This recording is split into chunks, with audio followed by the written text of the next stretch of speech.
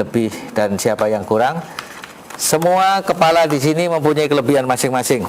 Dalam artian saya juga belajar dari Bapak Ibu sekalian, Ibu Bapak juga dapat sesuatu dari saya.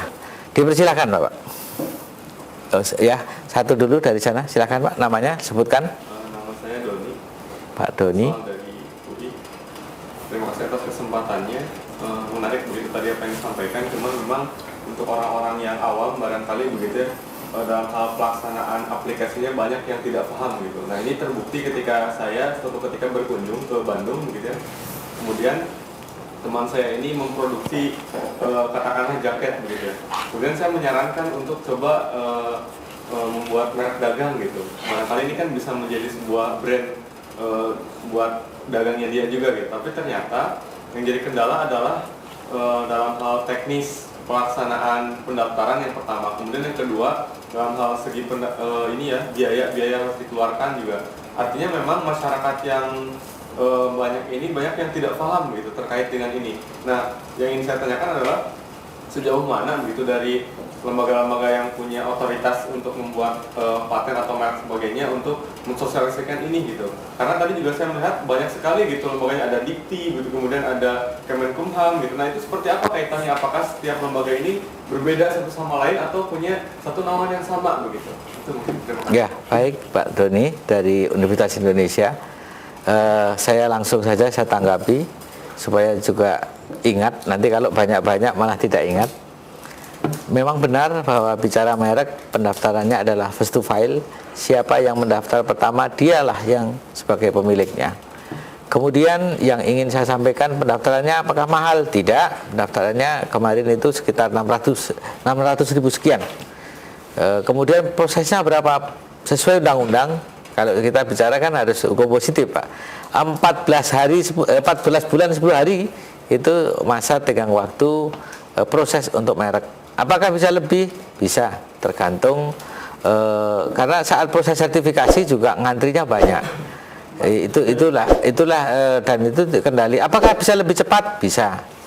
Masalah lebih cepat, lebih lambat, kemudian dimaknai lain, itulah bukan jawaban regulasi. Tetapi sesuai dengan aturan hukum merek, bahwa saat pendaftaran kemudian sampai proses granted, aturan hukumnya adalah 14 bulan 10 hari. Nah, kemudian apakah ada lembaga-lembaga negara yang ingin memberikan insentif itu? Silahkan datang ke sentra Haki para UKM, apa yang dia miliki untuk disampaikan ke sentra Haki, dan ada insentif yang dikeluarkan oleh Ristek, yang dikeluarkan oleh Dijen Haki, yang dikeluarkan oleh Dikti atau oleh perdagangan, perindustrian atau institusi lain, LIPI dan lain misalnya, itu akan memfasilitasi pendaftaran IPR, tidak hanya saja merek gitu Pak. Tetapi juga berbasis kompetisi dalam artian dengan proposal atau dengan merek itu kan sebetulnya dikatakan terkenal. Kalau menurut saya ada beberapa parameternya harusnya. Tetapi di kita itu merek kan sebenarnya ada dua, ada merek dan ada merek terkenal. Di Jepang ada tiga, ada famous, ada well known, ada merek. Nah kemudian kalau di kita, kalau di Australia parameternya apa? Oh karena lamanya peredaran, oh karena output atau istilahnya income-nya menjadi meningkat yang sangat luar biasa. Itu ada suatu parameter. Nah kalau di kita ada parameter terkait dengan merek terkenal, ditindaklanjuti dengan PP. PP-nya juga nggak jadi-jadi karena rumusannya juga susah Pak. Bukan saya suka selengean, tapi seperti itu kondisinya gitu.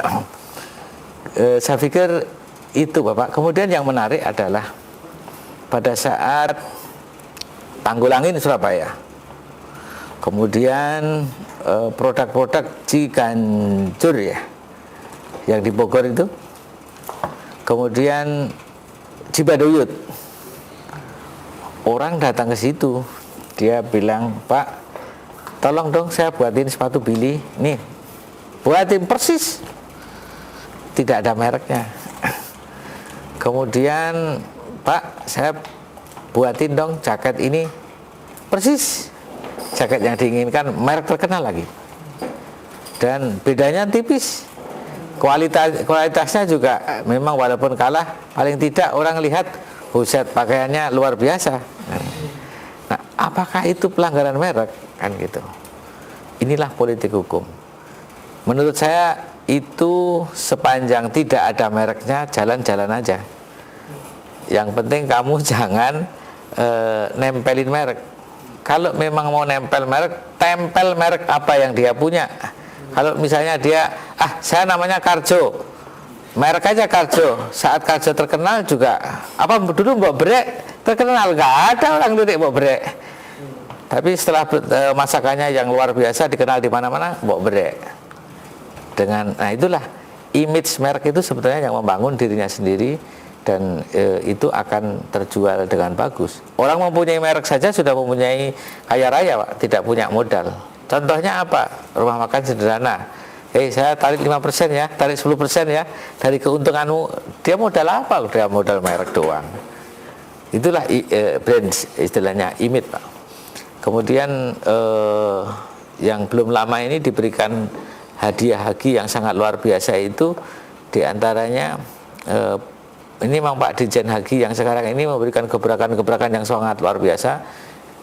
Inventor yang luar biasa, inovator yang luar biasa, kreativitas yang mempunyai komersial yang melejit, kemudian hal-hal yang sangat luar biasa itu kemudian diberikan penghargaan dari Presiden terkait dengan melalui Wapres kemarin itu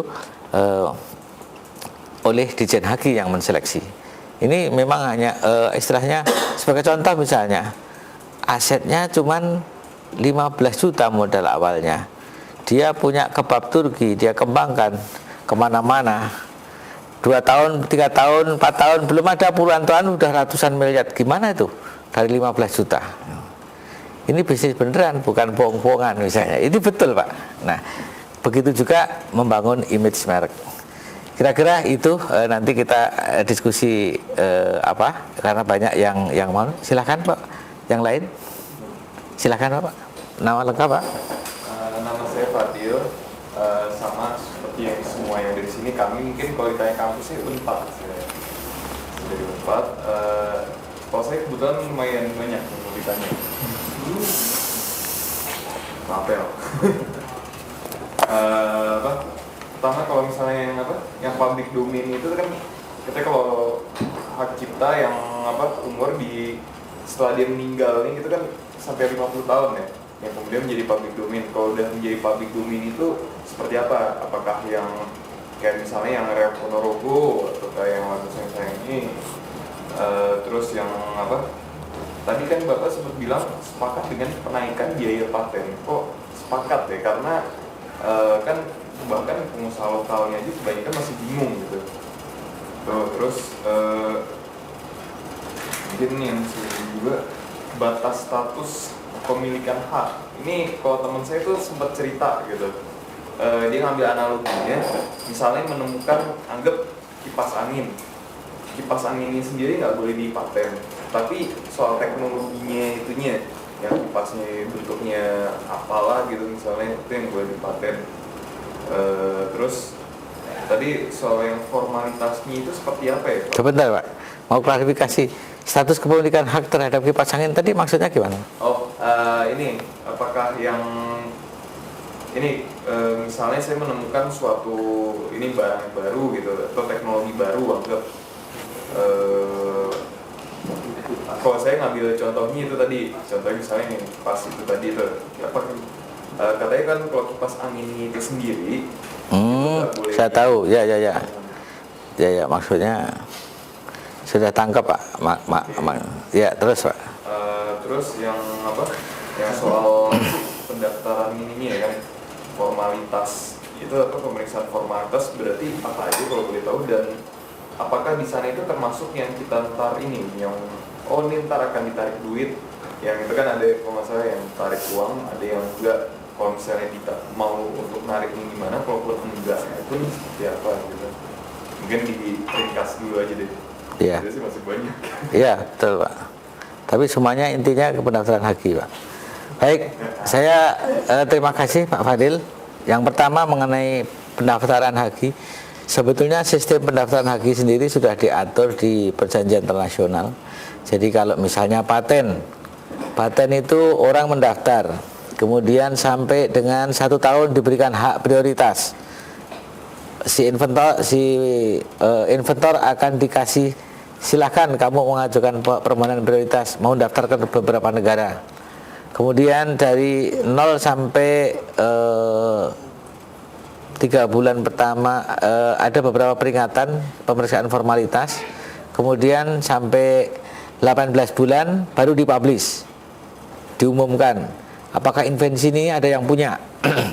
Kalau nggak ada yang komplain, masuk ke proses examiner, masuk ke pemeriksaan substantif dilakukan oleh examiner.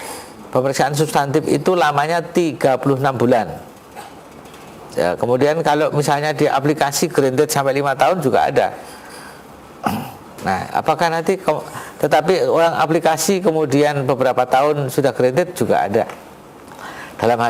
Dalam hal ini tergantung, memang kadang-kadang Pak, saat ini bicara mengenai pendaftarannya dulu. Saat orang daftar haki itu mempunyai karakteristik sendiri-sendiri. Saat saya bicara haki, saya ngomong hak cipta dikirain paten. Saya ngomong-ngomong merek dikurangi paten. Saya ngomong paten pun dikirain hak cipta, kan menjadi confused, Pak. Makanya dalam hal ini harus tegas dulu. Kita itu ngomong apa, dimaknai apa, itu yang penting masyarakat ngerti dulu. Jangan sampai merek saya udah saya patenkan itu, malah nggak karu-karuan kan ini, kan gitu, Pak. Artinya ini mau ngomong paten atau mau ngomong merek, kan gitu, Pak. Nah, itulah yang menjadi masalah. Nah, saya kupas, Pak, pertanyaan satu-satu mengenai public domain. Yang dimaksud dengan public domain di sini, kalau sudah masa pelindungannya habis, baik itu paten, baik itu merek, baik itu hak cipta, baik itu desain. Tadi bilang bahwa umumnya hak cipta itu 50 tahun setelah meninggal. Kalau program komputer hanya 25 tahun, Pak. Jangankan 25 tahun, 5 tahun aja udah expired. Teknologi sudah, yang lain udah ketinggalan. Kamu menggunakan BS 5 tahun, 10 tahun yang lalu udah gak karu-karuan gitu. Kan gitu kira-kira, Pak. Itu. Nah, tapi karakteristiknya intinya adalah saat 50 tahun orang itu meninggal public domain, orang pun mau mengakses sudah nggak bayar. Lagunya siapa? Bengawan Solo punyanya si Gesang misalnya. Kalau sudah dia kemarin meninggal tinggal 50 tahun, setelah itu mau di style di mana-mana nggak perlu bayar karena sudah public domain. Yang melekat apa? Moral right-nya. Kamu jangan aneh-aneh, lagunya seperti itu dipleset-plesetin syairnya. Apakah pemelesetan syair itu merupakan suatu pelanggaran? Layak enggak? Patut enggak? Kan undang-undangnya begitu, Pak. Kalau di Australia berapa persen dia yang melesetin, kan gitu. Itu terkait dengan tadi. Kemudian paten kok sepakat kenapa? Makanya kalau hak cipta dinaikkan, ya kita gebuk-gebukan ayo. Kalau merek dinaikkan kita gebuk-gebukan ayo. Karena apa? Merek itu luar biasa, itu potensi domestik. Desain industri juga cukup tinggi, walaupun banyakkan dari asing. Tetapi kenapa saya itu paten naik, istilahnya naik setuju? Pendaftaran paten di Indonesia itu 90% dari luar negeri, Pak, dari asing. Kalau kita naikkan income Indonesia kan, wah luar biasa betul.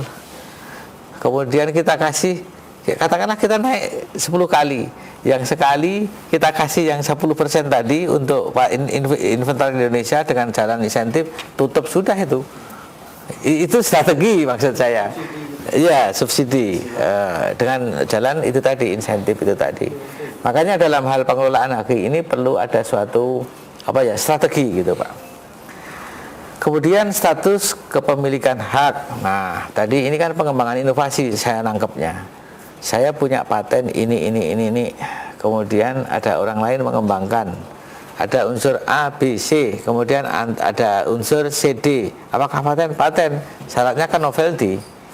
Kira-kira gitu, Pak. Tapi mungkin ada pengaturan di negara lain, ada yang berbeda karena ada yang menganggap bahwa itu satu kesatuan. Tetapi kalau novelty-nya, apakah kemudian dia harus permisi kepada si inventor lain yang sebelumnya? Saya pikir kalau itu merupakan satu kesatuan, ceritakan saja.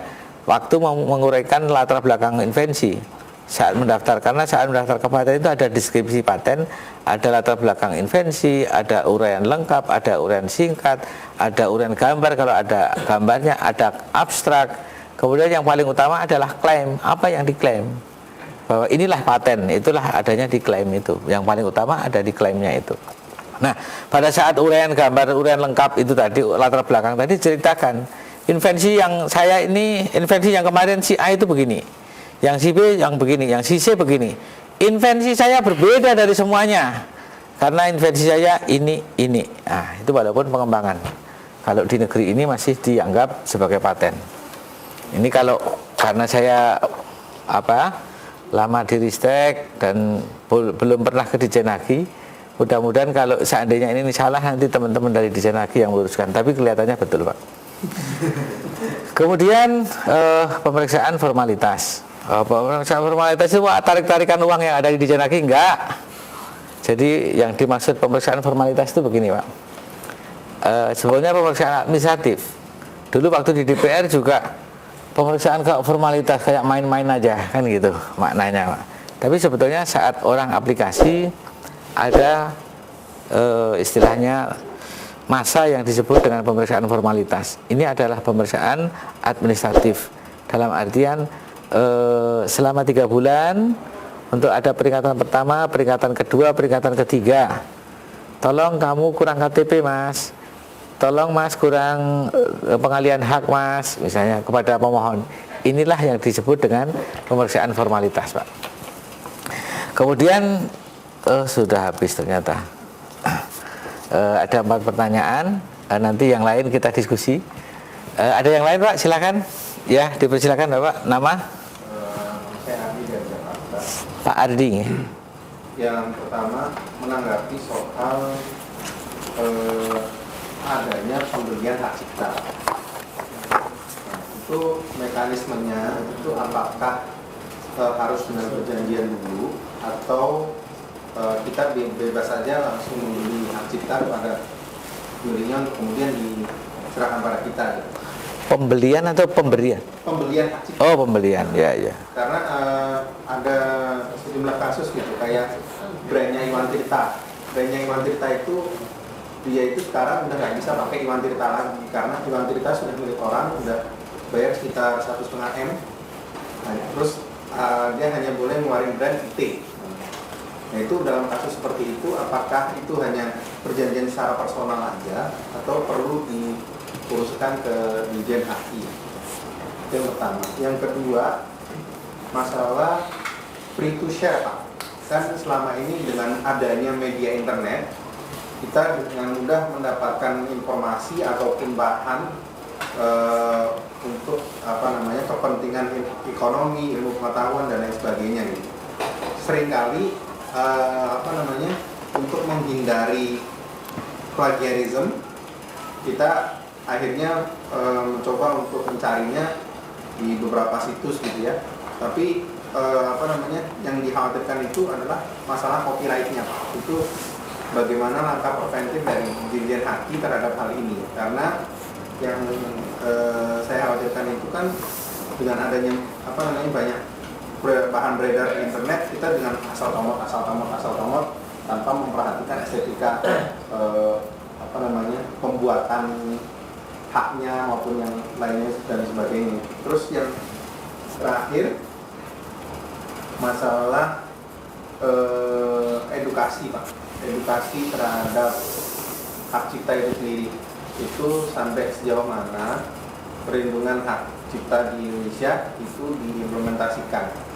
Karena selama ini dengan banyaknya produk-produk kita yang tidak dilindungi, katakanlah, itu pada akhirnya bisa diklaim oleh bangsa lain. Itu bagaimana?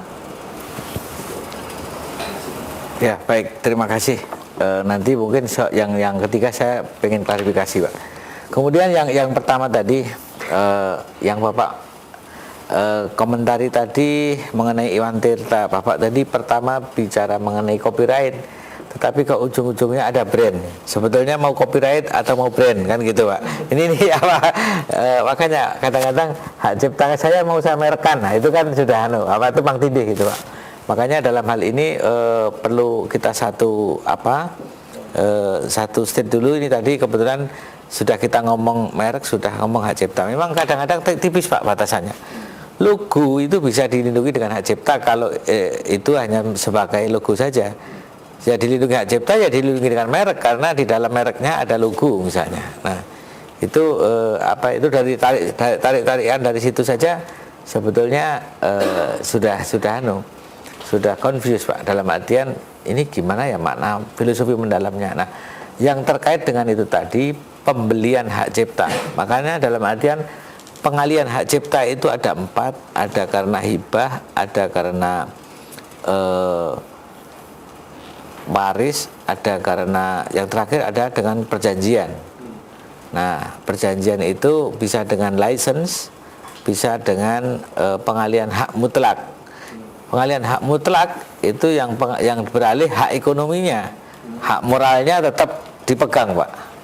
Begitu juga misalnya terkait dengan Iwan Tirta, ini terkait dengan copyright ya Pak, yang kita kalau copyright itu beralih maka Iwan Tirta inilah yang menjadi hak moralnya, dan itu melekat betul pada Iwan Tirta. Katakanlah Michael Jackson jadikan kaos, dan itu kaos itu istilahnya pabriknya Michael Jackson. Orang lain mau membuat pabrik dengan kaos Michael Jackson, dia infringement, pelanggaran, karena ini mereknya dia. Itu terkait dengan mereknya Bapak. Tetapi terkait dengan hak ciptanya, kalau itu boleh beralih hak ekonominya, tapi moral right-nya melekat pada si autornya, gitu, si pemegang hak cipta. Itu yang pertama Bapak. Kemudian yang terkait dengan terkait dengan media elektronik. Saat orang memampang di dunia maya, itu tentunya dia udah ngerti ini mudah di-download atau memang susah di-download. Kalau memang saya mau komersial, berarti saya eksklusif lisensi nanti kalau menggunakan eksklusif dengan lisensi pengalian haknya. Kalau misalnya ya sudahlah siapapun mau menggunakan, ini artinya free license. Begitu juga seperti software open source, silakan orang mengambil. Kalau sepanjang Anda bisa saja silakan. Nah itu kan memang harus Nah kemudian parameternya itu yang sangat susah Pak. Karena sekarang ini gampang betul itu. Kalau misalnya daripada kita dengerin lagu bayar di suatu restorasi, kita masuk ke internet cari istilahnya masuk tidak hanya MP3 saja Pak, di situ ada gambarnya, ada apanya, dia nyanyi sudah seperti karaoke, padahal dia di free bayar.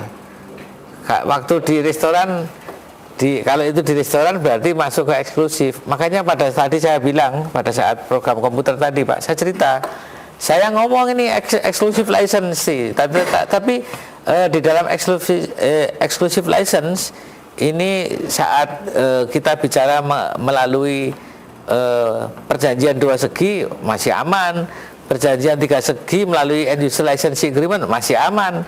Saat perkembangan web 1.0 yang terkait sampai pada 3-4 sub license aman, tapi saat tadi dibuka web 2.0 mereka acak-acakan dalam artian ini sebetulnya eksklusif atau free, ini sebetulnya disuruh bayar atau tidak, ini suruh beli atau suruh sewa dan lain-lainnya. Itulah pergeseran hukum dunia maya. Dan itu yang menjadi sangat sulit. Sebetulnya intinya ada di ownernya sendiri, si autornya sendiri. Kalau dia si copyright punya saya ini mau saya protect atau mau saya open gitu. Kalau sebetulnya mau di open maupun di protect, kalau dia nothing tulus, karena kebanyakan perusahaan-perusahaan yang saya kemarin terakhir ke Korea Selatan, dia mempunyai suatu program yang sangat bagus, dia open. Dalam artian silakan aja orang mau membuat. Tapi kalau orang membuat kan ngerti kalau itu punyaku. Nah itu, dan dia nanti terus dengan pasalnya mengglobal. Yang tadinya 4 orang, dia punya satu ruangan kecil, dia buat jaringan, belum 2 tahun dia punya 2 gedung yang dia sudah beli. karyawannya menjadi 25. Dia kalau memasarkan misalnya ke Hyundai, saya punya program yang bisa mendetek mengenai kerusakan mobil lah. Nanti yang rusak yang mana? Kamu jualan mobil berapa? Rp1.000, saya 0,1 rupiah titip di teknologi itu. Saat dia terjual berapa, kita juga otomatis mendapatkan income dari situ. Itu royalti ya? Iya, semacam itu Pak. Itulah apa namanya. Nah, pertanyaan yang ketiga tadi gimana Pak? Mohon. Ya, masalah perlindungan Pak terhadap produk-produk budaya itu sampai dengan saat ini itu gimana perkembangannya gitu? Nah, betul Pak. Jadi kan kalau bicara budaya biasanya umumnya sudah public domain. Hal ini sebetulnya saat di sini sudah public domain, sekarang ada namanya cagar budaya Pak. Dalam arti kalau sudah 50 tahun baru diakui sebagai cagar budaya, kemudian dilindungi dengan cagar budaya. Cagar budaya sanksinya juga keras juga Pak. Bahkan sanksinya lebih keras dari waktu pelindungan hak cipta. Kalau kita mengamati betul mengenai pelindungan itu. Kemudian yang menarik memang saat tidak diketahui penciptanya, saat tidak tahu siapa pencipta, kemudian berasal dari mana, itu kemudian menjadi tarik menarik rebutan antar suku, antar kabupaten, antar yang paling bahaya antar negara. Sebetulnya kalau masih dalam negeri yang nyaman-nyaman sajalah, toh juga nggak kemana-mana gitu. Tapi kalau sudah asing, apalagi tetangga yang culture-nya sama, itu memang menjadi hal yang berbeda Pak. Kira-kira itu Bapak? Ada yang lain? Ya silakan Bapak. Ini Pak, jadi saya menemukan kasus namanya Pak? Mohon maaf. Bisono dari UGM. Kasusnya itu sederhana. Jadi misalkan pabrikannya sama, tapi mereknya keluar berbeda Pak. Misalkan contoh Daihatsu Terios dengan Toyota Rush, lalu Toyota Avanza dengan Daihatsu Xenia, Indomie Supermi dalam perusahaan besar Indofood, dan laptop-laptop murah seperti Zirek dan Forza yang saya ada informasi dari beberapa ya teman-teman bermain dalam dunia laptop itu sebenarnya satu pabrikan juga, tapi akhirnya mereka menjual mereknya berbeda. Nah, jadi masalah adalah harga dari setiap produk itu dijual, derivasi harganya berbeda. Misalkan antara Rush dengan Terios itu bisa sangat berbeda. Rush dikesan dengan eksklusif dan Terios untuk kelas menengahnya begitu. Nah, pertanyaan saya, kalau seperti itu bermasalah nggak Pak? Atau memang itu hanya strategi saja dan tidak masalah? Kita tahu produknya itu sama, tapi dijualnya berbeda gitu. Seperti itu pertanyaan saya. Baik. Itu nggak ada masalah. Misalkan antara Daihatsu dengan Toyota, itu dua perusahaan. Tapi ternyata pabrikan mobilnya itu Avanza Xenia, Terios dengan Rush, itu persis dan banyak beberapa komponen sama sebenarnya. Gitu. Ya, baik. Terima kasih Pak Wibisono. Beliau dari UGM. Pertanyaan sangat menarik sekali. Kita kupas satu persatu Pak. Kalau hal ini terkait dengan misalnya satu merek saja, merek sama harganya beda-beda. Kalau ke Akihabara di Jepang, itu Sony kamera made in China, made in Malaysia, sama persis barangnya karena sudah memenuhi standar. Made in Jepang, dari Cina ke Jepang setengahnya lebih di bawahnya malah. Dari Malaysia agak naik dia. Dari Singapura mirip-mirip 75%-nya. Misalnya seperti itu. Ini inilah sebetulnya ada semacam yang disebut dengan parallel import. Jadi kalau ada suatu negara bersepakat atau company di antar negara dia bersepakat, dia mensepakati bahwa ranah wilayah pasarnya demikian, kemudian terkait dengan ini ada agreement. Begitu juga tidak berbedanya dengan itu Pak, terkait dengan Xenia, dengan Avanza, dari dulu kan mirip-mirip.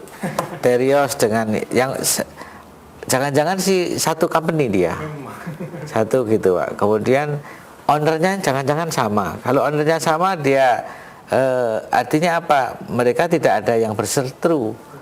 Ya, kalau mereka pun orang lain, dia ownernya berbeda, biasanya ada suatu agreement. Kamu memakai ini, saya menggunakan teknologi ini. Patenmu ini ya saya gunakan di sini, kamu menggunakan paten saya di sana. Itulah ada semacam agreement seperti itu. Sehingga saat bicara mengenai IPR, bahwa IPR itu tidak eksklusif sekali juga tidak, karena masing-masing si pemilik IPR dia akan menundukkan diri dengan berbagai aktivitas sesuai dengan komunitasnya, komunitas pasarnya. Kira-kira itu Bapak. Memang dalam IPR memang ada yang disebut dengan politik dumping, ada parallel import, ada unfair competition dan lain-lain. Itu lekat betul dengan intellectual property rights. Ada yang lain Bapak Ibu? Ya, silakan Pak. Tadi karena saya telat, Mangga. hak cipta, hak paten, terus merek itu kira-kira nanti yang membedakan apa, terus fungsinya seperti apa, mekanisme pendaftarannya seperti apa juga ini. Ya, tadi kita memang baru bicara mengenai dua ranah Pak, hak cipta dengan merek. Jadi gini, intinya saya sebutkan aja semuanya.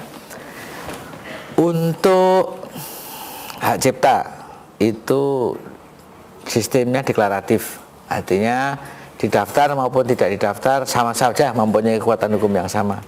Kalaupun dilakukan pendaftaran itu semata-mata memudahkan pembuktian, tapi tidak berarti kalau dia sudah mendaftar berperkara menang gitu.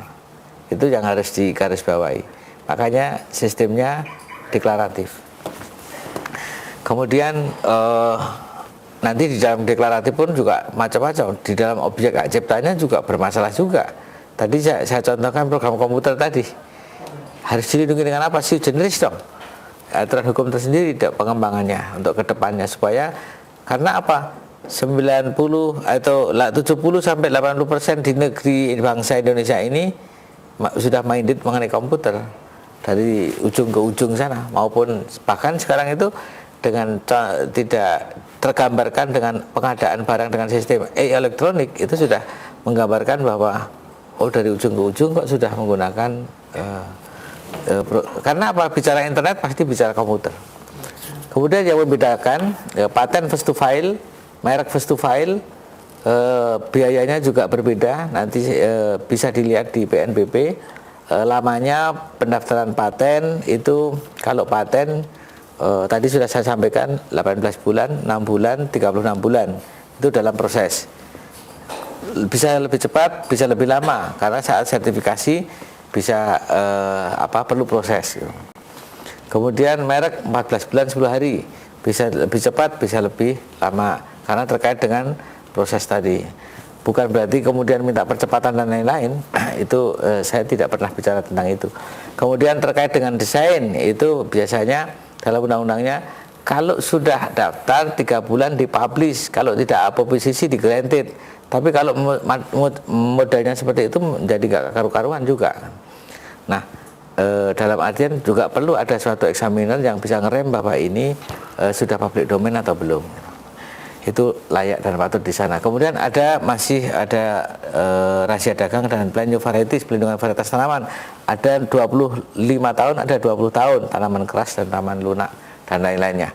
Itu punya karakter sendiri-sendiri. Makanya nanti supaya tidak keliru, jangan menyebut redundant, mendaftarkan hak cipta saya dengan merek, sudah mematenkan hak cipta saya. Nah, itu kan sudah redundant, maksudnya nggak karuan. Baik, terima kasih. Saya tutup. Demikian yang bisa saya sampaikan. Sekali lagi, mohon maaf tadi saya close karena ternyata di sini banyak beberapa pertanyaan. Terima kasih. Selamat sore. Saya akhiri. Wassalamualaikum warahmatullahi wabarakatuh. Sehingga pada saat dalam suatu penelitian dari ujung ke ujung itu mempunyai strategi nilai komersial yang tinggi.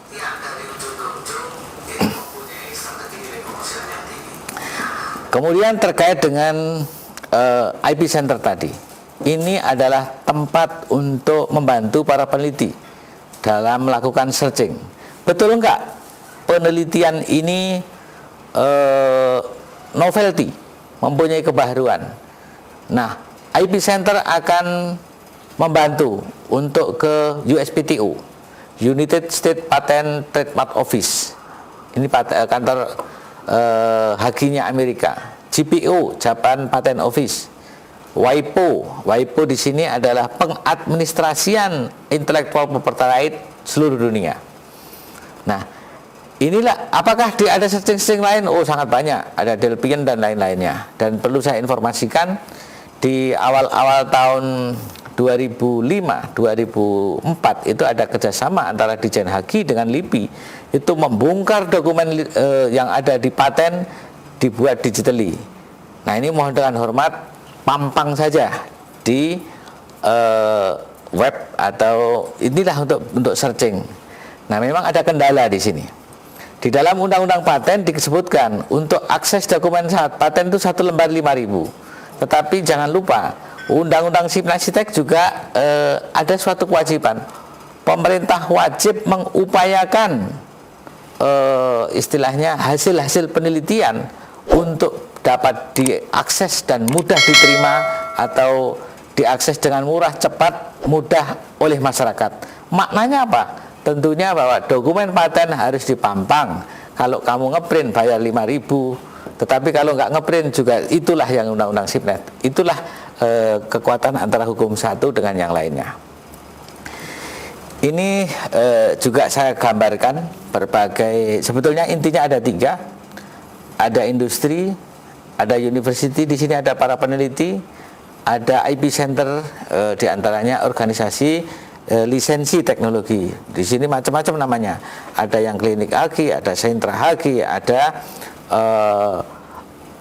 inovasi dan lain-lain. Nah kemudian yang ada di bawah adalah supporting dari government. Yang paling bawah Kementerian Hukum HAM adalah protection, kira-kira seperti itu. Aksesnya di sini, mohon maaf, di sini mau saya tambahkan ada dgip.go.id. Kemudian Kemenkumham itu www.kemenkumham.go.id, itu juga bisa diakses terkait dengan bagaimana informasi lengkap terkait dengan Haki, utamanya Direktur Jenderal Hak Kekayaan Intelektual. Di sini saya sebutkan ada Dikti, ada insentif Ristek, ada Iptekda LIPI, kemudian ada di Kementerian Perdagangan maupun di perindustrian. Saya sekarang masuk konten mengenai hak kekayaan intelektual. Maksudnya, mari kita kupas satu-satu. Pertama adalah kenapa Haki itu penting? Ya, Haki penting karena merupakan hak, rights, protection. Kemudian karena mempunyai nilai properti, istilahnya mempunyai nilai komersial. Karena untuk menunjukkan nuhur suatu bangsa atau negara, maknanya adalah kalau Hakinya tinggi pasti kaya negara itu. Dan ini terbukti. Amerika, Jepang, semuanya itu adalah IPR-nya, aplikasinya jumlahnya banyak, kira-kira seperti itu. Kemudian juga kenapa Haki penting? Ya karena penelitian-penelitian yang dilakukan mesti memperhatikan potensi Haki khususnya paten. Karena pada saat penelitian outputnya biasanya paten. Tapi tidak hanya paten saja, semuanya ranah Haki yang lain juga dapat melahirkan itu semuanya. Kemudian Haki akan menimbulkan suatu royalti, pengembangan lebih lanjut. Kemudian untuk kesejahteraan peneliti, institusi, dan untuk kebanggaan bangsa dan keluarga. Tapi sebetulnya ada filosofi mendalam. Kalau ditanya, saya juga pernah waktu ngajar juga ditanya, Haki itu kan knowledge, Haki itu ilmu pengetahuan, Haki itu ilmu yang datang dari Allah. Kalau orang itu mengkomersialkan ilmu, dosa apa yang ia terima? Seperti itu. Tetapi juga ada yang berpendapat bahwa Haki itu kreativitas manusia. Saat kreativitas manusia diputar, perlu biaya, perlu waktu, perlu tenaga, perlu lain-lainnya. Dan itulah layak kalau dia mendapatkan royalti. Ada suatu filosofi yang mendalam, kalau orang itu menjual ayat Allah, baru itulah yang tidak boleh. Tapi kalau manusia mengemutar kreativitasnya dan itu untuk kepentingan dunia, layak dan patut kalau dia mendapatkan royalti. Nah, saya akan sampaikan mengenai, tadi sudah saya cerita mengenai hal ini, perjanjian-perjanjian internasional dari 1883, 1886, 47 GATT, lahir WTO dan lain-lainnya, WIPO dan lain-lainnya. Kemudian Indonesia juga telah masuk ke dalam anggota perjanjian internasional WTO, Paris Convention, Berne Convention, ini mengenai yang Paris Convention mengenai paten, Berne Convention itu tentang hak cipta, kemudian paten. Ini PCT ini sistem aplikasi internasional. Jadi kalau mau daftar paten cukup melalui PCT, tidak istilahnya cukup melalui PCT kita akan mendaftar kemana. Kemudian nanti dokumen PCT itu akan turun 30 bulan setelah aplikasi PCT, biasanya dokumen itu akan turun. Dokumen yang dari PCT turun dari Biro Internasional Biru itu dijadikan alat untuk aplikasi ke negara-negara yang dituju. Kemudian track Matlot Treaty sama, ini pengaturan tentang pelindungan hukum hak cipta merek. Kemudian WIPO Copyright Treaty, ini adalah pelindungan tentang protek digital untuk copyright. Nah, definisi haki adalah hak eksklusif yang diberikan oleh suatu negara kepada penghasil kekayaan intelektual, pencipta, penemu karena adanya kesediaan untuk memaparkan KI-nya kepada umum. Memang kalau bicara haki terkait ini, yang dimaksud hak eksklusif ini adalah dia harus memaparkan, tetapi ada yang di close, artinya saya proteknya close, bukan open. Itu adalah protek untuk trade secret atau rahasia dagang, atau bisa juga disebut dengan undisclosed information. Disebut eksklusif karena hak tersebut diproteksi secara legal oleh negara yang memberinya untuk tenggang waktu tertentu. Ya, memang pada umumnya haki semuanya ada pelindungan masa jangka waktu, kecuali rahasia dagang. Rahasia dagang itu ya tidak bisa, istilahnya tidak ada batas waktu pelindungannya, kecuali orang bisa menjebol informasi itu dan itu menjadi public domain. Saya masuk ranah hak cipta. Tadi kan mengenai IPR-nya, sekarang coba intellectual property right-nya, saya masuk ke copyright-nya. Hak cipta adalah hak eksklusif bagi pencipta atau penerima hak untuk mengumumkan atau mempercayaan ciptaan atau memberikan izin untuk itu dengan tidak mengurangi pembatasan-pembatasan menurut peraturan perundang-undangan yang berlaku. Ini adalah yang diatur di Undang-Undang Hak Cipta. Ranahnya apa? Ilmu pengetahuan seni dan sastra, ini pasal 12 ayat 1. Apa yang dilindungi?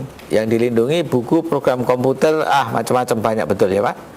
Di sini ada alat peraga. Nah, kemudian ini berbagai macam di sini itu mempunyai karakteristik istilahnya perseteruan yang berbeda-beda. Dalam artian mempunyai kasus yang berbeda-beda. Dan ini kasusnya macam-macam ini Pak.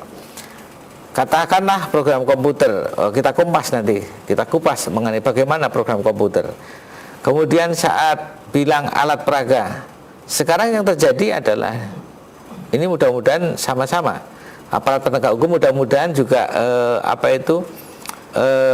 kita diskusi dalam artian begini, jangan sampai beropini bahwa saat ada suatu modul, ada suatu alat peraga dibuat oleh masing-masing pihak, kemudian salah satu mengklaim ini punya saya karena yang membuat saya, Anda meniru saya dan lain-lainnya. Kalau ada suatu panduan dari dikti misalnya, dan itu panduan itu diimplementasikan oleh masing-masing pengusaha, semua pengusaha mempunyai karakteristik original masing-masing. Itu yang harus karena apa? Sama-sama mengacu kepada suatu arah. Saya contoh konkret, kalau ada Monas, kemudian kita sama-sama melukis, semua lukisan Monas, tapi mempunyai originalitas masing-masing. Karena saat dari saya pandangan dari sini, karakteristiknya akan berbeda. Cara menuangkan campuran warna, cara gorisan dan lainnya, itulah menunjukkan originalitas individunya. Saya lanjut, ciptaan yang dilindungi juga diantaranya bidang arsitektur, peta, fotografi, terjemahan, tafsir dan lain-lainnya. Kemudian yang tidak dilindungi tentunya adalah ciptaan di luar bidang ilmu pengetahuan seni sastra. Itu pasti tidak masuk dalam ranah hak cipta. Ciptaan yang tidak original, kalau memang tidak original ya tentunya dia pasti membajak, dan itu tidak boleh, dan itu bukan merupakan suatu ciptaan. Karena kalau itu dilakukan ya tentunya infringement, pelanggaran yang terjadi. Saya lanjut mengenai status kepemilikan. Nah, ini saya tegaskan ada status dalam hubungan dinas. Kalau dalam suatu institusi memerintahkan seorang pegawainya untuk bekerja, pemegang hak ciptanya adalah si institusi itu. Kalau kemudian ada hubungan kerja, kalau saya pesan ke, katakanlah pesan lukisan, Mas, saya pengen pesan lukisan, saya punya ID begini, tolong implementasikan. Siapa pemegang hak ciptanya? Pelukis itu, walaupun gagasan ide dari kita. Yang implementasikan itulah yang menjadi pemegang hak cipta, kecuali diperjanjikan lain, itulah undang-undangnya. Tetapi kalau tidak ada perjanjian, pasal itu yang digunakan. Nah, coba kita program komputer.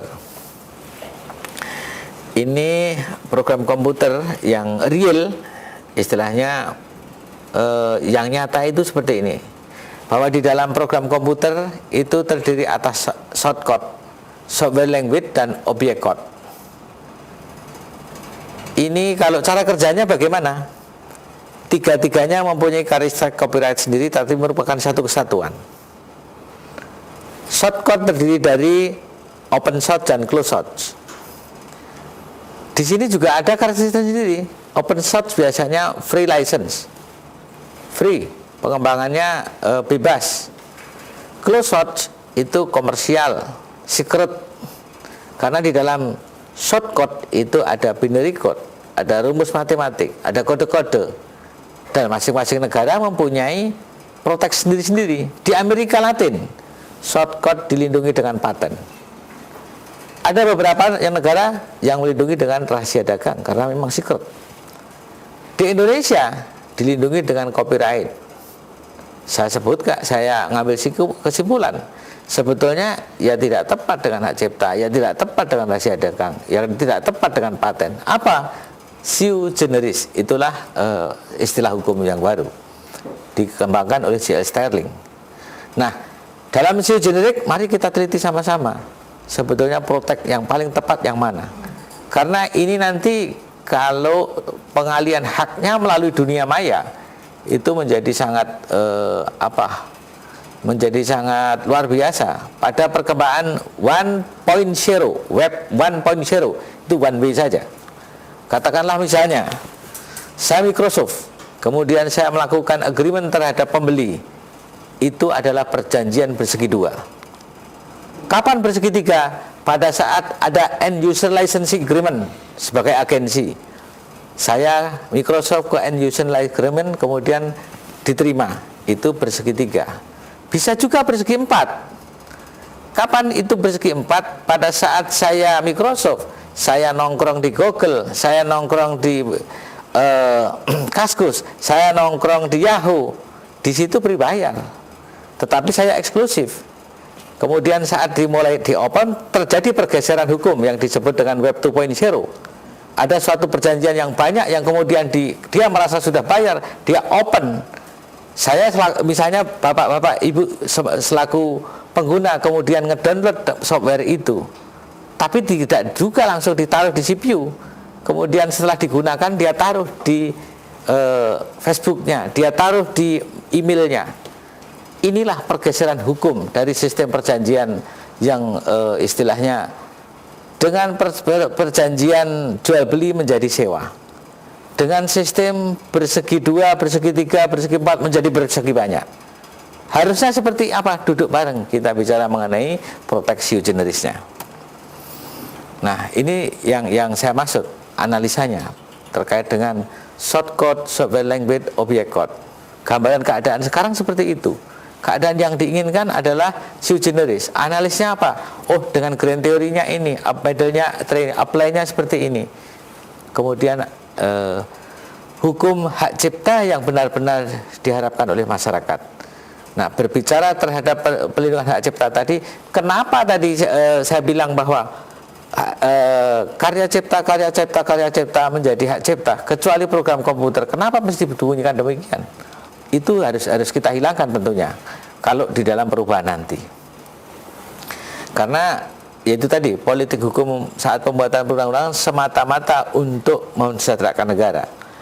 Dan yang diratifikasi adalah ratifikasi materi muatan dasar saja yang harus disepakati. India sangat luar biasa. Saat bicara dengan India mengenai pelindungan terkait dengan sumber daya genetik, pengetahuan tradisional, folklore, indikasi geografis, wah luar biasa dia. Yang diatur di dalam TRIPS Agreement pasal 224 itu mengenai aplikasi saja. Indonesia juga demikian sebetulnya, tapi lebih hebat India. Indonesia menindaklanjuti daripada PP indikasi geografis, materi muatannya adalah sama dengan apa yang disepakati di Eropa waktu itu, memaknai indikasi geografis secara luas. Nah, ini di sini tadi saya sebutkan pasal 15 huruf E, perbanyakan suatu ciptaan selain program komputer secara terbatas dengan cara atau alat apapun atau proses yang serupa oleh perpustakaan umum, lembaga ilmu pengetahuan atau pendidikan dan pusat dokumentasi yang non komersial. Jadi perbanyakan suatu ciptaan boleh kecuali program komputer, kan bunyinya begitu. Perbanyakan salinan cadangan satu program komputer maksudnya oleh pemilik program komputer yang dilakukan semata-mata untuk digunakan sendiri, itu juga istilahnya tidak dianggap sebagai pelanggaran. Nah, ini tadi sudah saya cerita mengenai authorite dan copyright. Artinya dalam sejarah itu sebetulnya yang betul copyright atau authorite. Ya memang ada perjalanan sejarah.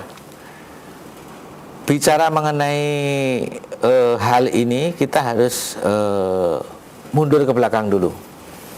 Kalau kita menggunakan negara kita adalah aturan hukumnya dari Belanda. Belanda dulu berasal dari Perancis. Perancis dari Romawi. Umumnya disebut dengan Anglo-Saxon. Sistem Anglo-Saxon itu lebih menampakkan dirinya. Makanya waktu zaman penjajahan Belanda ada undang-undang authorwet 1912 itu adalah perlindungan mengenai hak cipta. Dikedepankan autor. Siapa? Diri saya, penciptanya saya. Nah, pergeseran menjadi copyright itu saat waktu itu di Inggris ada suatu buku yang diperuntukkan oleh raja, dan buku itu bagus, kemudian dikonsumsi oleh masyarakat banyak, buku itu diperbanyak. Saat dari autor bergeser ke penggandaan yang dilakukan oleh percetakan, itulah copyright. Copyright di sini tetap berpacu pada original.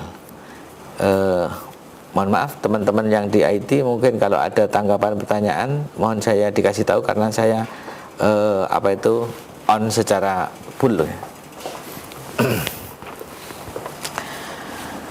Nah, ini Harun Surya, ini dari dia tanya apa yang dimaksud dengan hak terkait dengan haki.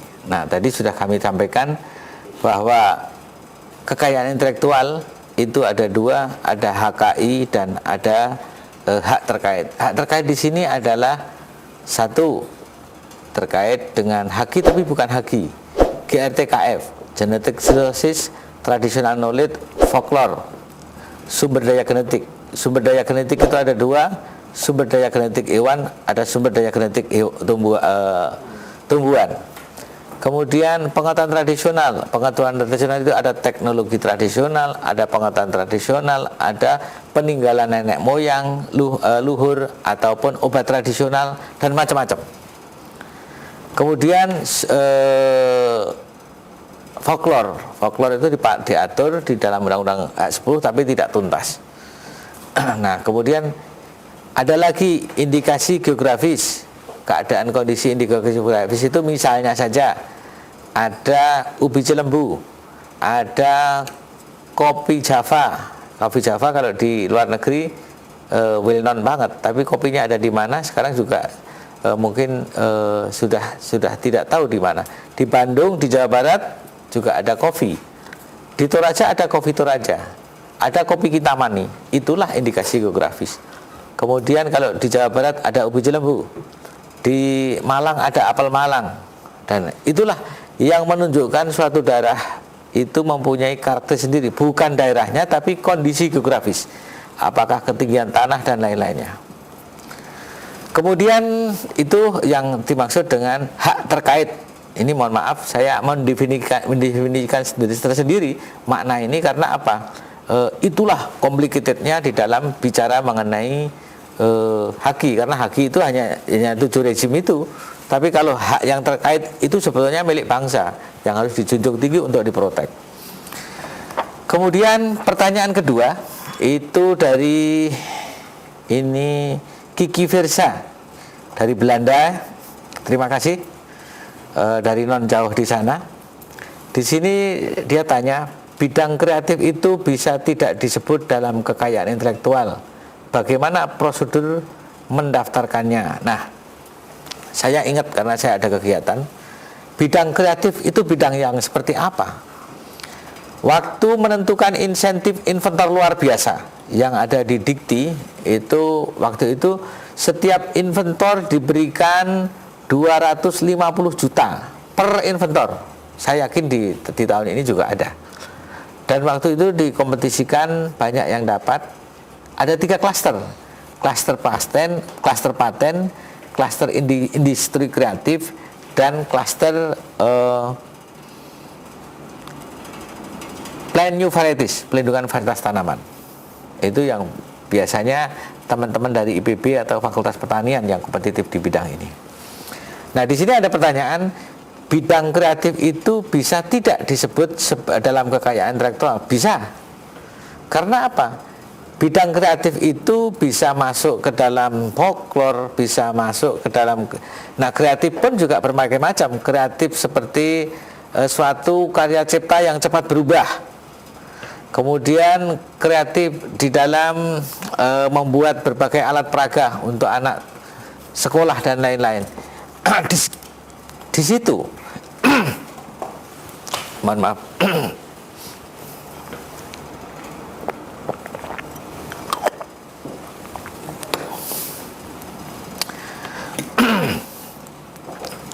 Di situ selain pelindungannya bisa disentuh dengan pelindungan haki, misalnya dengan paten, dengan desain industri, dengan yang lain-lainnya. Tetapi juga hasil karya itu ada yang memang sudah public domain.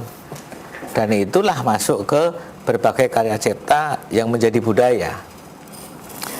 Ada suatu undang-undang yang disebut dengan cagar budaya. Pelindungannya adalah setelah benda itu 50 tahun berada, baru dianggap cagar budaya. Sebetulnya protek ini kalau saya maknai, saat sudah dilindungi habis-habisan oleh hak cipta, baru diterima oleh cagar budaya. Kamu masuk ke cagar budaya ranahnya. Nah, ini tadi bidang kreatif itu bisa tidak disebut dalam kekayaan intelektual? Bisa. Kemudian bagaimana prosedur mendaftarkannya? Nah, ini proteknya masing-masing. Kalau itu masuk ke IPR, Intellectual Property Right, jelas. Paten, desain, first to file. Siapa daftar duluan, dia yang punya sistem konstitutif.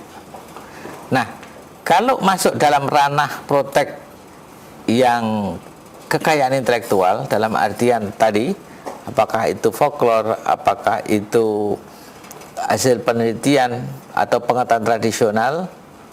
Kalau konkret mudahnya misalnya protek pengetahuan tradisional dalam hal ini misalnya seperti obat tradisional yang berasal dari tanaman tradisional, dari pengambilan proses sampai pada bagaimana pengobatan, bagaimana cara mengobati, dan dari hulu sampai hilir ini bisa dibuat suatu narasi. Kemudian narasi itulah yang disebut dengan pengetahuan tradisional dimasukkan dalam suatu katalog. Nah, pada saat buat regulasi ini merupakan nantinya basiking di masing-masing kepemilikan daerah. Dan ini dijadikan lampiran daripada regulasi undang-undang itu sendiri. Nah, nanti kalau misalnya ada orang masuk, dia orang asing dalam hal ini maksud saya. Kalau orang dalam negeri saya pikir sepanjang dia datang mungkin kita saling. Nah, maksud saya utamanya asing karena ini proteknya pengetahuan tradisional. Saya juga isu benefit sharing misalnya. Saya kembali ke situ dulu, nanti kalau kemana-mana malah tidak segera tuntas. Nah, pada saat regulasi terbentuk, orang asing datang, dia ngeklik bisa katalog saja. Dia akan tanya, bagaimana full text? Kita agreement dong. Kita melakukan perjanjian. Saya harus dapat apa? Kamu harus bayar berapa? Itulah yang dimaksud di dalam protek kekayaan intelektual. Kemudian ada pertanyaan yang selanjutnya adalah dari Hasbullah Fudail, bagaimana pengurusan haji bisa diselenggarakan ke daerah-daerah? Ya, ini ada peraturan Menteri Hukum dan HAM terkait dengan pendaftaran haji. Pendaftaran haji intinya tersentral di Direktorat Jenderal Hak Kekayaan Intelektual.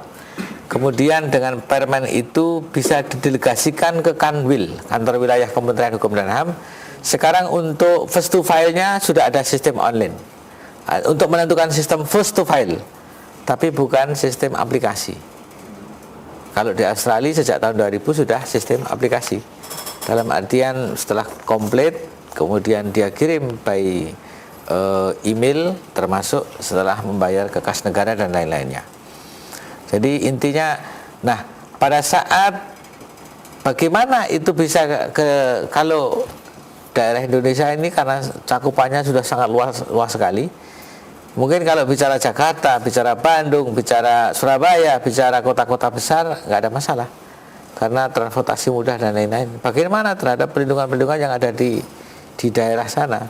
Untuk jangankan menuju kota provinsi, ke kota besar saja sudah sangat susah. Inilah yang dikatakan oleh Pak Hasbullah. Bagaimana solusinya? Tadi IP center, sentra haji tersebar di seluruh Indonesia, satu. Yang kedua adalah kepedulian pemerintah terhadap ini tentunya perlu ada jemput bola kalau misalnya professional customer service. Artinya ada mobil pelaling yang mungkin kalau di Kumham ada itu mobil pelaling, itu telusur saja ke pojok-pojok daerah. Kalau memang di daerah itu inovasinya banyak atau ada inovasi di sana, paling tidak melakukan sosialisasi supaya dia ngerti mengenai haki dan hak terkait. Kemudian ada pertanyaan selanjutnya adalah dari Dito dari Selandia Baru. Dia tanya, menurut Bapak bagaimana seharusnya pemerintah bertindak melihat permasalahan yang terjadi berkali-kali? Selalu saja Malaysia mengklaim kekayaan negara kita. Wah, ini pertanyaan yang menarik. Kita bicara dengan Malaysia itu biasanya baru bicara saya kepalanya panas. belum bicara mengenai aspek hukum. Nah, mungkin ini kita contohkan beberapa kasus yang ada di Indonesia. Satu, kasus Tari Tortor yang sekarang ngetren. Lagu Rasa Sayang Sayangi, lagu Rasa Sayangi. Kemudian ada di Ponorogo itu ada Reok Ponorogo. Tadi apa Pak? Sana? Ya, itu. Reok. Nah, betul. Angklung yang ada di Jawa Barat diklaim. Nah, sekarang kita satu persatu bicara hukum, Pak, aspek hukumnya. Apa yang saya sebutkan itu tadi adalah nenek bangsa Indonesia yang punya. Kemudian siapa penciptanya? Kapan dicipta? Di pasal 10 disebutkan hak cipta yang tidak diketahui penciptanya dipegang oleh negara, keterkaitan dengan urusan-urusan dengan asing. Di situ saat dipegang oleh negara ada dua makna tadi kan di dalam hak cipta itu. Ada moral right, ada economy right. Bicara economy right, sudah public domain atau masih dalam protection? Kalau menurut aturan itu, pasal itu ada dua makna. Masih dalam protection, bisa juga sudah public domain. Kalau menurut saya kok kelihatannya sudah public domain apa yang dijadikan berebut itu tadi. Yang tinggal apa? Moral right, hak moral. Nah, apakah hak moral bisa dikomersialkan? Tinggal masing-masing negara mengatur seperti apa di antara negara yang konflik. Karena di dalam Bern Convention itu pengaturan dasarnya sudah diatur. Tetapi untuk hal-hal seperti itu diserahkan kepada masing-masing negara untuk mengaturnya. Kembali ke permasalahan ini. Satu sisi juga zaman-zaman sebelum merdeka ada suatu pergeseran dari Jawa ke Sumatera, dari Sumatera ke daerah yang lebih utamanya Jawa Bali, pada disebar-sebar kemana-mana. Bahkan tidak menutup kemungkinan suatu komunal kelompok daerah pindah ke suatu tempat negara. Contoh saja, kenapa sih kita itu kalau dengan orang Jawa yang dipindah ke Amerika itu di mana, Pak? Suriname. Mereka bernyanyi mana kita nggak pernah panas tuh. Tapi kalau dengan Malaysia kok langsung kebakaran. Nah itulah yang kemudian yang menjadi masalah adalah saat Malaysia mengklaim itu memang bermasalah. Nah, yang saya maksudkan kalau orang Indonesia masuk ke Malaysia dalam kelompok komunal atau dalam kelompok tertentu, kemudian dia menari, dia menyanyi, dia berkreasi sesuai dengan tinggalan nenek luhur yang pada dasarnya adalah ya orang-orang yang dulunya berasal dari Indonesia, yang dari Ponorogo lah, yang dari Batak, yang punya tortor lah. Nah, mereka mengembangkan. Apakah mereka keliru? Tidak keliru. Dia mengembangkan nenek moyang kita. Yang menjadi keliru saat negara itulah mendeklarkan bahwa itu punyanya. Seperti apa solusinya? Ya kita melihat aturan hukum di masing-masing negara. Kemudian juga ada beberapa perjanjian antar negara. Mungkin kalau kita selesaikan dengan kepala dingin barangkali tidak begitu ini. Karena apa? Kita itu sering lali. Sering lali itu tidak pernah menginventarisir, mendokumentasikan apa yang kita punya. Dokumentasi, inventarisir apa yang kita punya, bisikin keluarkan oleh masing-masing kepala daerah atau oleh pemerintah pusat bahwa ini milik Indonesia. Itu jauh lebih bagus. Dalam artian karena ini yang kita tekankan adalah moral right-nya, bukan economy right. Kemudian ini tidak ada, dia tidak mengaku namanya, tetapi dia tanya, nonim dia, bagaimana ciptaan seseorang dapat dimiliki secara hakiki, moral right tadi yang dimiliki secara hakiki. Karena moral right itu melekat dan tidak bisa beralih kapanpun kepada pihak lain. Contoh misalnya, Pak, ada sebuah lukisan di Pasar Baru, saya beli. Ekonomi right-nya balik, istilahnya sudah saya beli, tuntas sudah.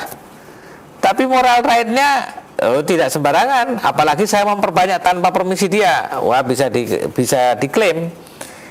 Moral right yang lebih jelas lagi, wah ini kumis kurang tebal nih, gua tebelin kumisnya supaya lebih mentereng. Wah, itu moral right, pelanggaran hak cipta. Itu kira-kira konkretnya di dalam pelanggaran. Nah, ini tadi baru saja kita ngomongin nongol nih, Pak. Hak moral, ini tadi beberapa pertanyaan. Di sini ada hak moral, hak ekonomi. Kemudian ada hak terkait, Pak. Ini yang mau saya bilang. Hak terkait di dalam hak cipta itu ada dua, ada hak cipta, ada hak terkait atau disebut di dalam istilah hukum neighboring right. Di dalam neighboring right itu ada performance right atau perlindungan bagi pelaku. Contohnya begini, kalau Sujiwo Tejo itu keluar di remang-remang begitu, kemudian dengan rambutnya yang khas, dengan pakaiannya yang khas, dia menari, walaupun dia tidak kelihatan Sujiwo Tejo, dengan gaya seperti itu Sujiwo Tejo itu itulah performance right. Seperti itu. Kemudian di sini disebut perlindungan bagi prosedur rekaman suara, perlindungan bagi lembaga penyiaran. Ya, ini yang terakhir ini prosedur rekaman suara itu karena begini, Pak. Musik itu dibagi-bagi juga saat suatu panggung di atas itu hak ciptanya, arrangement lagu itu hak cipta, syair lagu itu hak cipta, penyanyi itu bukan hak cipta. Karena apa? Penyanyi yaitu tadi performance, itulah hak-hak terkait. Kemudian bagi yang terakhir ini adalah perlindungan bagi lembaga penyiaran. Di sini sebetulnya lembaga penyiaran itu terkait dengan broadcast. Amerika sekarang menyiarkan bola, yang ditunjuk adalah RCTI misalnya. Itulah yang dimaksud dengan hak terkait. Dia bukan copyright. Kemudian dari yang ada di Indonesia mungkin masuk ke beberapa kafe-kafe. Kemudian dia kena cas, kenakan royalti sesuai dengan itulah yang disebut dengan hak terkait. Artinya bukan hak cipta, tetapi menempel-nempel dengan hak cipta. Sama juga tadi saya bilang ada haki, ada hak terkait. Include di dalamnya KI. Itu mau yang saya omongkan. Untuk memudahkan supaya orang mudah untuk memahaminya. Nah, pembatasan daripada hak cipta. Apabila penggunaan ciptaan pihak lain untuk kepentingan pendidikan, penulisan karya ilmiah yang dilakukan penyebaran atau pencantuman sumber asalkan tidak merugikan kepentingan yang wajar dari pencipta. Ini pasal 15 ayat huruf A. Pengambilan materi di internet diperbolehkan dengan menyebutkan alamat situs tersebut. Nah, ini maksudnya gini, Pak. Kalau di Indonesia itu di situ saya sebutkan undang-undangnya dengan kepentingan yang wajar. Wajarnya berapa sih? Ini nggak ada parameter. Kalau di Australia ini tegas. Bukan saya memuji-muji Australia. Waktu di Australia itu berapa persen? 10%. 10% pun kalau itu induknya pelanggaran. Nah, itu istilahnya tegas. Kalau di kita kata 10% adanya di penjelasan. Norma penjelasan yang ada di undang-undang itu bukan merupakan norma hukum. Coba kita perhatikan kemarin itu yang undang-undang terkait dengan pengujian terhadap wamen. Di waktu penjelasan ditegaskan di sana bukan norma hukum. Nah, proses pendaftaran seperti ini. Sebetulnya sekali lagi saya tekankan, hak cipta itu tidak perlu didaftar. Pendaftaran semata-mata hanya memudahkan jika terjadi hal-hal yang tidak diinginkan. Tapi dalam hal proses pendaftarannya mohon di short di sana bahwa seperti ini kira-kira pendaftarannya. Mengajukan permohonan kedisiplinan lagi, kemudian ada pemeriksaan formalitas, ada perbaikan permohonan, setelah dikembalikan memenuhi syarat masuk ke surat pendaftaran ciptaan, diumumkan dalam daftar umum ciptaan. Yang keluar bukan sertifikat, yang keluar adalah bukti daftar. Nah, sekarang masuk merek, tapi mungkin kita sudah jam 3:10. Saya mau berhenti di merek saja. Nanti kita lanjut session yang lain. Saya masuk ke merek. Yang tadi pertama copyright, yang kedua industrial property. Industrial property ini salah satunya merek. Sebetulnya ada merek, ada paten, ada desain industri, desain rangkaian sirkuit terpadu, rahasia dagang, dan pelindungan varietas tanaman. Kita masuk ke merek. Apa itu merek? Merek adalah tanda yang berupa gambar, nama, kata, huruf, angka-angka, susunan warna, atau kombinasi dari unsur-unsur tersebut yang memiliki daya pembeda dan digunakan dalam kegiatan perdagangan barang atau jasa. Itulah merek. Jadi kalau berupa gambar, ya bisa. Berupa logo untuk ditampilkan di merek, kemudian dinamai juga bisa. Kemudian berupa kata-kata, memang ada berbagai macam. Ini memang merek ini menjadi ciri khas suatu barang. Di sini misalnya, dan kalau ciri khas suatu barang itu kalau sudah sangat terkenal akan mengclose seluruhnya. Misalnya aqua, padahal yang diminum bukan aqua, tapi ngomongnya aqua saja. Padahal maknanya juga air putih itu aqua. Dan dulu undang-undang kenapa aqua itu sampai sekarang tetap dipertahankan, karena waktu undang-undang pertama dulu tidak mengatur mengenai bahwa itu sama dengan, tidak boleh sama dengan nama barang, makanya dia tetap bertahan. Dan di sini yang paling complicated di pasal 6-nya, Pak, merek tidak boleh terdapat persamaan pada pokoknya atau keseluruhan pada kelas barang yang jenis. Padahal kelas barang yang jenis itu juga banyak kali gitu. Kemudian kalau sudah diomongin ini, omongin ini, masih juga saya ngeklaim saya sepeda, di dalam hal tertentu saya bautnya saja, saya ontelnya saja, saya lampunya saja. Nah itu apakah si ngomong sepeda tadi bisa mengcounter? Nah itu memang sangat kalau menurut saya subjektif examiner. Tapi kalau dibilang gitu suka marah. Kemudian fungsi merek. Fungsi merek adalah sebagai tanda pengenal, alat promosi, sebagai jaminan atas mutu barang, menunjukkan asal barang yang dihasilkan. Tanda pengenal, alat promosi mudah kalau dengan mempromosikan. Misalnya rokok, nggak pernah sekarang rokok itu direct promosi rokok karena kan dilarang. Makanya dia membuat gambar-gambar yang aneh-aneh, padahal orang nggak ngerti ini apa ini. Kemudian kita sudah langsung tahu, oh Sampurna misalnya, saya tidak promosi Sampurna di sini.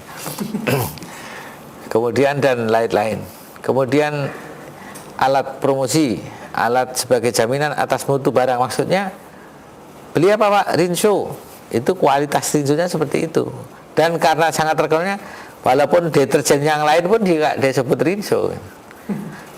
Yang apa? Merek-merek lain yang ada untuk lantai, karbol, padahal bukan karbol, tapi sudah diomong karbol saja. Itu karena odol misalnya. Nah itu pasta gigi. Dulu merek, tetapi sekarang sudah nama, padahal dia mungkin Pepsodent dan lain-lain.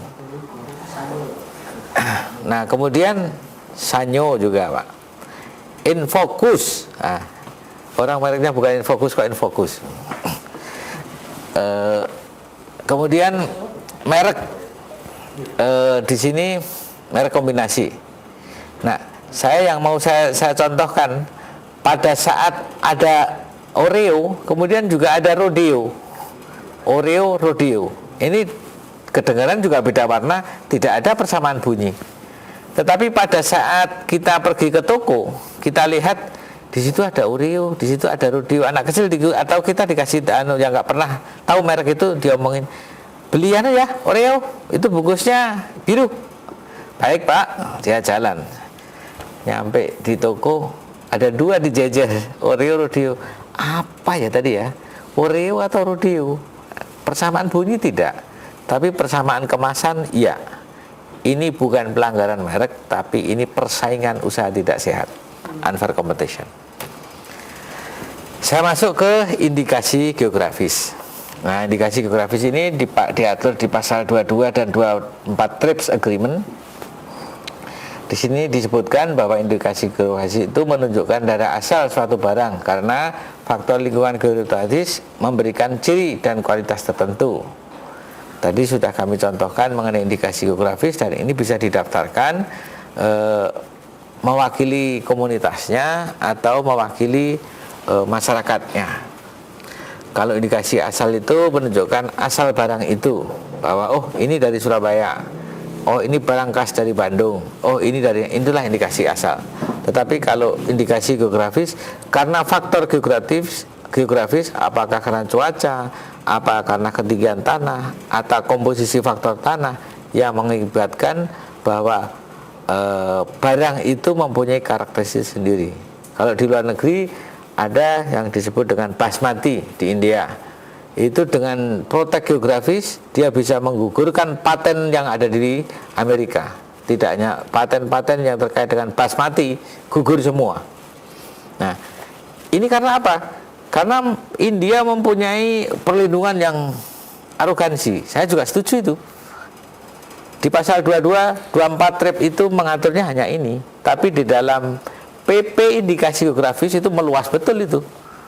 Kalau untuk kepentingan bangsa, kenapa takut? Walaupun kita belum ratifikasi sebetulnya. Itu yang tetapi sekali lagi dalam hal ini semata-mata untuk kepentingan bangsa, negara, masyarakat, dan itu merupakan suatu perlindungan yang masih terjadi kevakuman hukum. Saya sangat setuju kalau itu diatur. Nah, saya pikir sudah jam 3. Nanti session selanjutnya bisa kita lanjut karena materi ini banyak. Jadi kalau bicara mengenai IPR saja itu ada 7 rezim. Kalau mengomong GRTKF tambah 3, belum biodiversity, keanekaragaman, ini ratifikasi sendiri. Nah, kalau misalnya berapa semester? Ya bersemester-semester. Saya pikir demikian. Saya akan lanjutkan di session yang lain terkait dengan ini. Apakah nanti kita kumpas tuntas mengenai suatu saya sebetulnya kalau bisa menginginkan misalnya direct secara langsung komunikasi jauh lebih bagus, tapi dengan beberapa pertanyaan ini tadi sudah sangat membantu dan sangat bagus siaran-siaran yang dilakukan oleh Jimli School. Saya ucapkan terima kasih kepada Jimli School atas kesempatan yang diberikan pada saya untuk menyampaikan materi ini, dan saya sendiri dalam hal menyampaikan terdapat hal-hal yang tidak diinginkan, saya mohon maaf. Saya tutup. Akhirul kalam. Wassalamualaikum warahmatullahi wabarakatuh. Selamat siang, Pak. Kalau ada bungkusnya bagus, menjadi seperti ini, Pak, paradigmanya. Kalau paradigma seperti ini dipertahankan, wah, akan luar biasa. Pada saat melakukan suatu penelitian kemudian lahirlah paten, misalnya saja. Dari paten itu dia akan jadikan protection. Patennya sendiri mempunyai suatu nilai komersial. Kemudian dari hasil patennya bisa narasikan jadilah jurnal, misalnya untuk syarat profesor dan lain-lain. Kemudian, oh, dari paten ini akan saya kemas dengan teknologi tepat guna.